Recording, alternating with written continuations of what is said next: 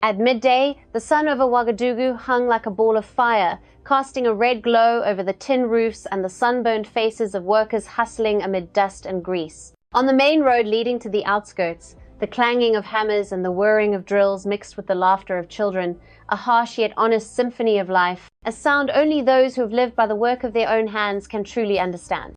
Thomas, a man in his 30s, bent over a dusty, worn-out motorbike. Sweat ran down his neck, blending with the smell of oil, the scent of labor, of endurance, of dreams that hadn't yet found a place to bloom. He was no longer the top student teachers once called a seed of the future. That seed had become a thin, wind-battered tree, but still unbroken. Every morning he opened his small repair shop with the same quiet ritual, lighting a stick of incense before his mother's photo, wiping down his old toolbox and whispering, "I'm okay, Mama." No one heard him, but that sentence alone had kept him standing through the years. Life had taken much from him, his parents, his university dream, his youth, but it still hadn't managed to take his pride. That noon, as Thomas tightened a bolt, a sharp car horn tore through the thick silence. A convoy of black SUVs rolled slowly down the pothole-ridden road. Villagers stepped aside in haste. Black suits, earpieces, and the cold gleam of bodyguards' eyes seemed to still even the dust in the air. The middle car stopped. The door opened. Out stepped a tall man in uniform, his shoulders broad, his eyes sharp like a blade drawn from its sheath. The sunlight hit the medals on his chest, forcing everyone to hold their breath. Someone whispered, "President Ibrahim." Thomas lifted his head, his hands still stained with grease. Their eyes met a single heartbeat, in which time seemed to stop. In that gaze lived their shared past, two barefoot boys running along the riverbank, stealing mangoes, sharing a piece of dry bread in the rain. One had climbed to power, the other had stayed behind, surviving through the dust. Ibrahim walked closer. No bodyguards, no ceremony, no barriers. He stopped before Thomas, looked at those calloused hands, and pulled him into an embrace. Among the stunned crowd, the image of a president, the nation's leader, bending down to hug a poor mechanic silenced everyone. Some people wept, others held hands, because in that moment the dignity of labor itself was honored. "Thomas, my old friend, you haven't changed," Ibrahim said, his voice deep but warm. "And you're still as crazy as ever, Ibrahim." Thomas smiled, a gentle, weary smile.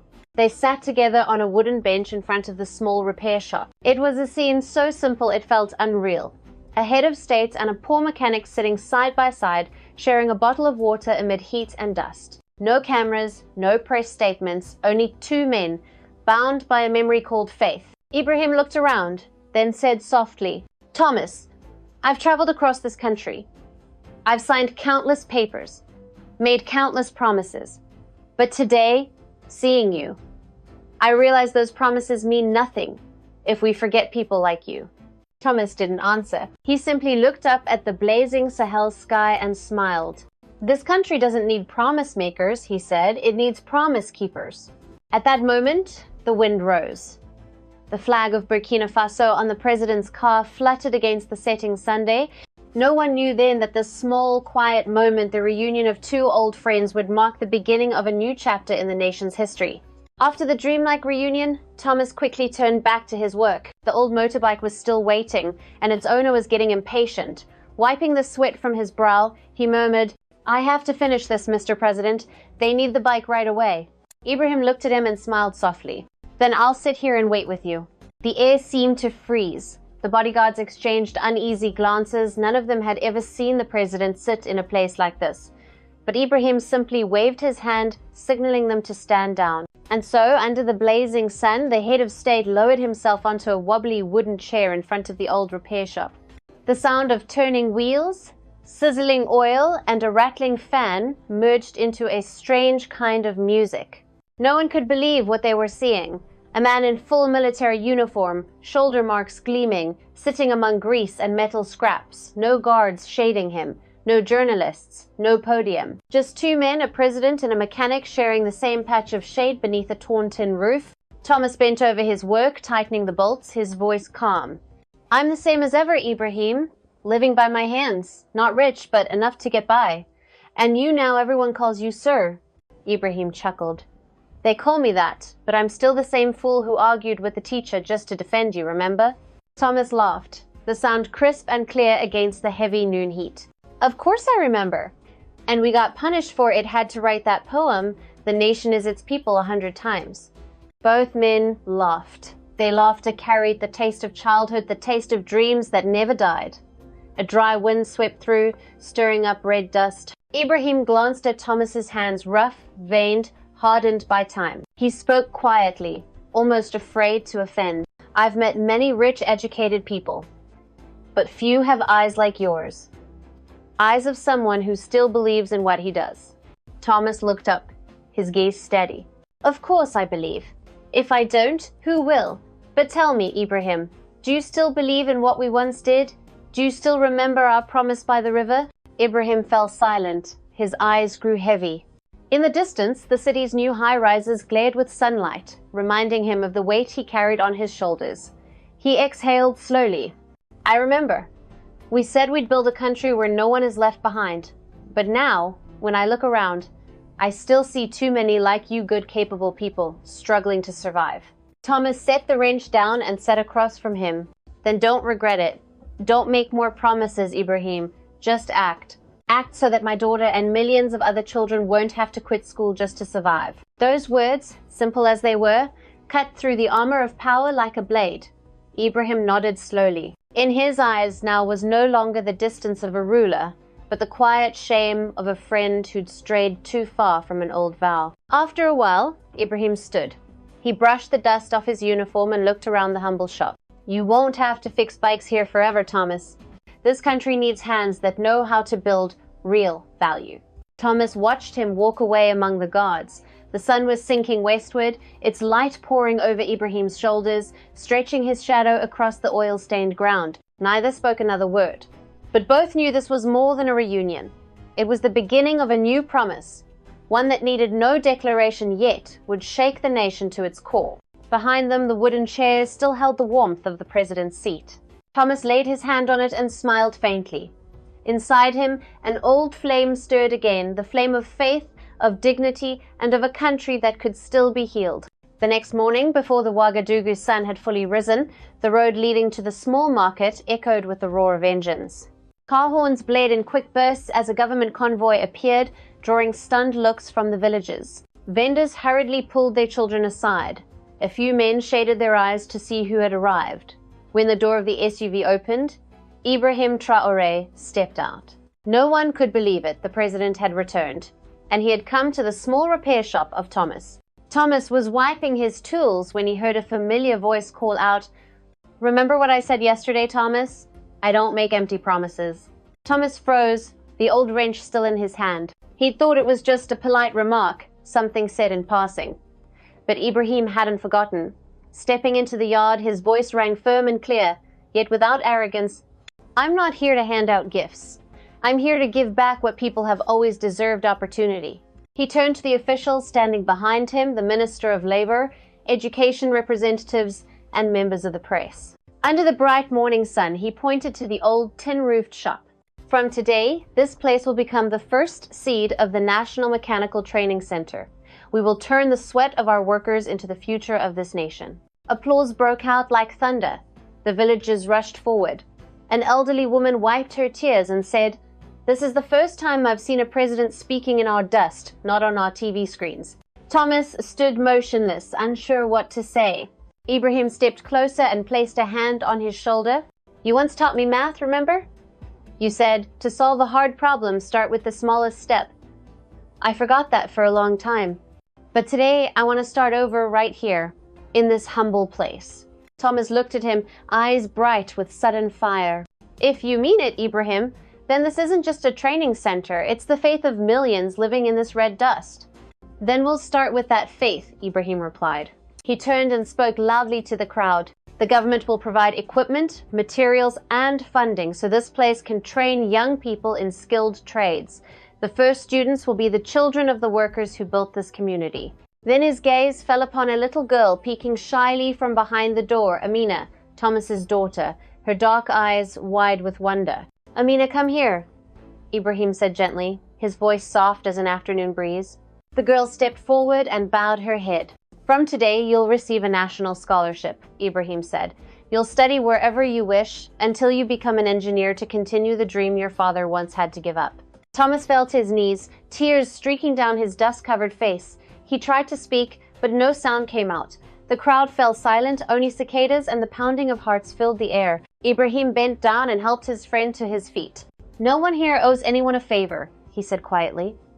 "You've earned this because you kept your promise to this country, even when it never kept one to you."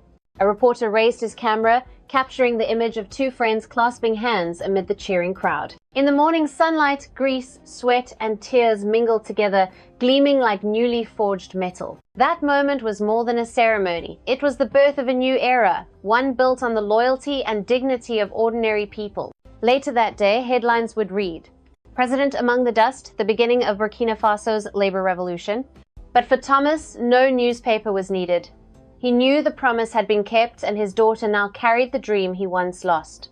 Looking up at the vast Sahel sky, he whispered, "For the first time in years, I can feel this country breathing again." Evening settled over Ouagadougou like a heavy blanket. The fading sun left streaks of red across the old tin roof of the Thomas Mechanical Center.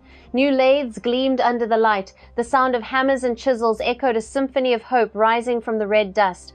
Thomas stood quietly, watching the young trainees at work. His heart warmed in a way he hadn't felt for years. He had never imagined that his small dream could one day become a roof sheltering so many others.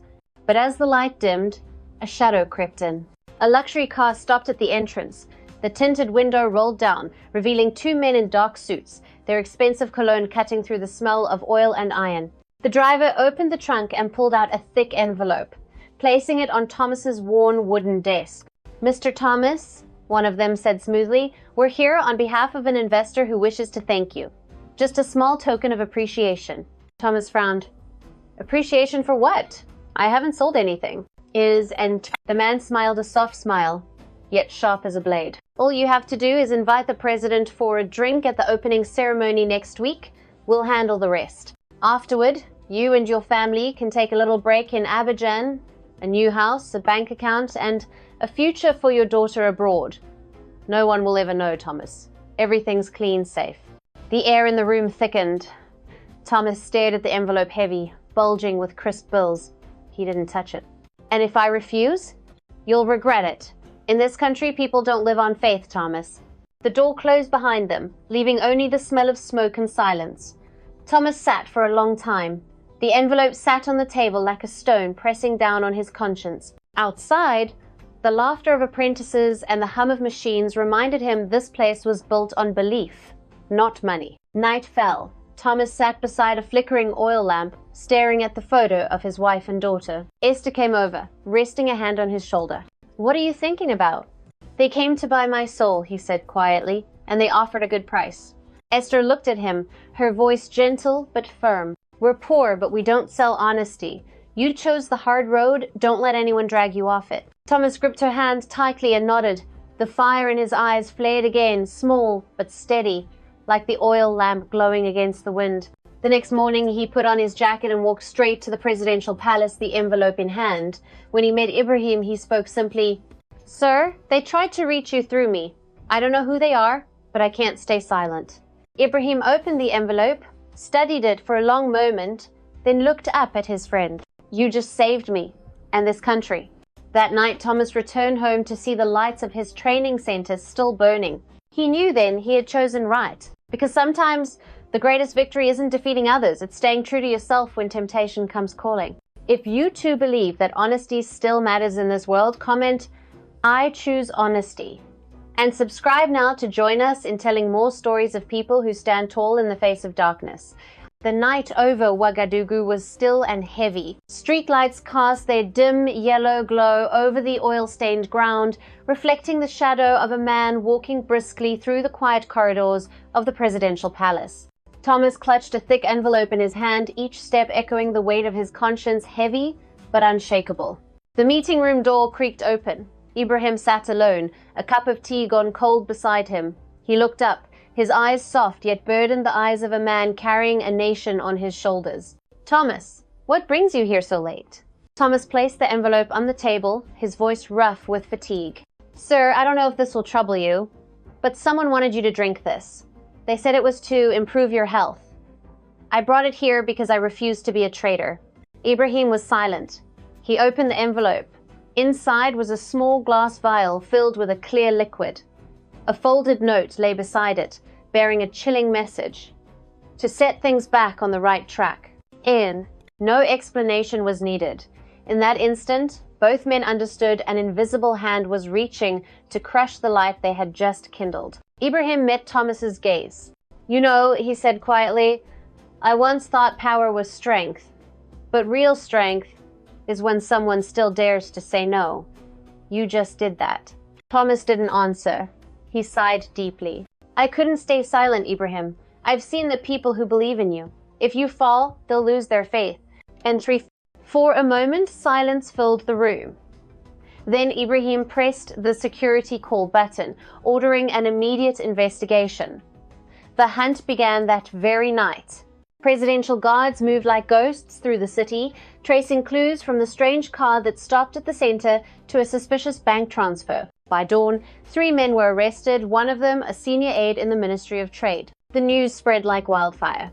International headlines whispered, "Assassination plot against the president foiled." But to the people of Burkina Faso, what mattered most wasn't the failed attempt. It was the image of a poor mechanic who stood against temptation to protect his country. The next afternoon, Ibrahim called a special press conference. Under the glare of dozens of cameras, he stepped up to the podium with Thomas beside him, still in his oil-stained work clothes. The president's voice was deep, steady, unyielding. "This man saved me from an assassination attempt, but more importantly, he saved the soul of our nation. As long as our people hold on to honesty, this country will never be defeated." Applause thundered through the hall. Thomas bowed his head, tears quietly streaming down his face. He didn't see himself as a hero. He had only done what was right. Yet sometimes, one small act is enough to help a nation stand tall again. That night, Ibrahim met him once more, not as president and citizen, but as friends. "You could have stayed silent," he said softly, "but you chose the light. And for that, history will remember you not in books, but in the hearts of our people." Thomas smiled, looking out the window where moonlight glimmered on the fluttering flag of Burkina Faso. "As long as this country stays bright," he said, "I don't need anyone to remember my name." Emperor? The moonlight fell across their faces, 2 men, 2 paths, bound by one belief: that righteousness needs no applause, only endurance. That morning in Ouagadougou felt different. The sky was clearer, the wind softer, and hearts across the city seemed lighter. News of the foiled conspiracy had spread everywhere, from dusty markets to schoolyards, from factory floors to old men sipping tea on their porches. People spoke not only of the president, but also of the mechanic named Thomas, the man who chose honesty over comfort, light over money. In front of the government building, a special ceremony was held. There were no fireworks, no lavish decorations, just a simple stage with the flag of Burkina Faso fluttering proudly in the morning Sunday. Ibrahim appeared in his everyday military uniform, his gaze calm and bright. Beside him stood Thomas, silent, wearing the clean work shirt Esther had washed the night before. The faded grease stains on his sleeve remained marks of truth, labor, and dignity. As the ceremonial drums echoed, Ibrahim stepped up to the podium. He didn't give a long speech. He spoke slowly, each word carved into the air. This nation was built by people like him, people without suits or titles, but with hearts that refused to bend. Thomas did not just save me, he saved the honor of us all. Turning toward Thomas, he raised his hand and declared, "From today, the National Mechanical Training Center will be named the Thomas Sankara Center, a symbol of labor and integrity." Applause thundered through the crowd. Some wept, others cheered. Journalists captured the moment the president placed the new nameplate on the wall. Thomas stood frozen, overwhelmed. He had never imagined that his life, the life of an ordinary mechanic, would one day be spoken of under the flag and anthem of his country. When the ceremony ended, Ibrahim led Thomas toward the front row, where Esther and Amina sat today. The girl wore a pure white dress, her eyes shining with pride. Ibrahim knelt down and placed a small envelope in her hands. "Amina," he said softly, "this is your admission letter to the University of Technology of Ouaga." From now on, you won't just carry your father's dream, you'll carry the honor of a generation." Amina burst into tears. Esther wrapped her arms around her daughter, too choked up to speak. Thomas simply watched, a quiet smile forming in the breeze. He needed no medal, no title. Seeing his daughter stand where he once dreamed to be was the greatest reward of all. Later, Ibrahim faced the press and said, "Honor is not a medal. It's how one chooses to live when no one is watching." The quote spread across social media, printed on school bulletin boards, recited in workplaces. Honor, called by its true name, became the new national motto, a reminder of trust between people and their leaders, between power and conscience. By late afternoon, as the crowd dispersed, Thomas lingered. He stood before the plaque bearing his name, ran his hand gently over the engraved letters and whispered, "This isn't my name. It's the name of every worker, every citizen who still believes doing the right thing is never in vain." The sun sank behind the trees, bathing his face in a deep red glow, strong, calm, and full of pride. At last, honor had been called by its true name, not just Thomas, but the dignity of an entire nation. In the days following the ceremony of honor, something seemed to cleanse the air of Burkina Faso. Across the land, from the dry northern plains to the fertile southern fields, people spoke of Thomas, the mechanic who had made an entire nation look inward. The newspapers did not call him a hero. They gave him a humbler title, the Keeper of the Light. At the training center bearing his name, the sound of machinery echoed from dawn till dusk. Most of the new trainees were children of farmers and laborers, carrying a quiet yet shining hope. They came not only to learn a trade, but to learn a way of life, honesty, hard work, and respect for the dignity of labor. On the main wall hung a plaque engraved with Thomas's words, "No one is lowly who works with clean hands."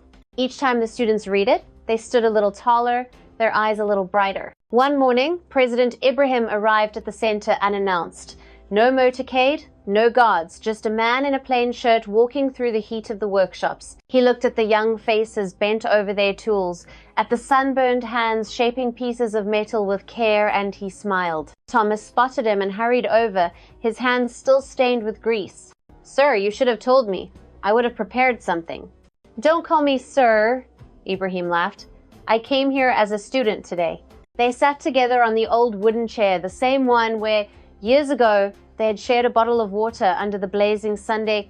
It was still there, a quiet witness to friendship and faith that time could not erode. "Thomas," Ibrahim said, "since this center opened, thousands of young people have found work. They say they're proud to make something real with their own hands." Thomas gazed at the courtyard where the students were laughing and said, "This country doesn't need miracles, Ibrahim. It just needs people to believe that doing the right thing is worth it." The words sank deep. Ibrahim fell silent for a long moment. He understood that he was no longer a ruler, he was a servant. And there, among the smell of oil and the ringing of metal, he found something power had nearly taken from him, humility. As the sun dipped low, they walked together down the workshop corridor. A group of trainees saw the president and instinctively stood at attention. Ibrahim smiled and bowed his head to them. The gesture froze the air, the president bowing to his workers. Simple, but powerful. Like a cool wind through the burning Sahel, it spread from mouth to mouth. That day, people understood. Dignity does not live on a throne, but in how one human treats another. That night, on national television, Ibrahim addressed the nation. "I met a mechanic who taught me that leadership is not about commanding, but about listening. I bow my head not in shame, but in gratitude." When he finished, the country fell silent for a heartbeat, then erupted in applause. Across villages and cities, people lit lamps and candles, pasting notes on their doors that read, "We stand tall because we have learned when to bow."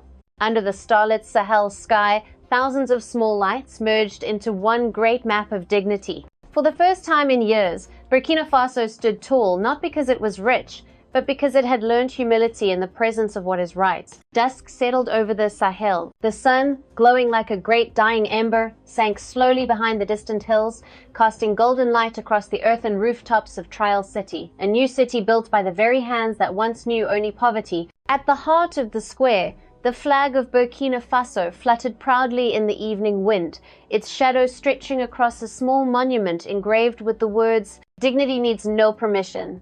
It is born from the hands that do what is right. Below it, Thomas sat quietly on the steps, watching children play around a newly built water fountain. Amina, now a senior mechanical engineering student, was showing the kids how to assemble a miniature windmill. Their laughter rang out bright and free, as if the long years of hardship had melted into the golden light of the setting Sunday. Ibrahim approached, no longer in uniform, just a man in a plain white shirt.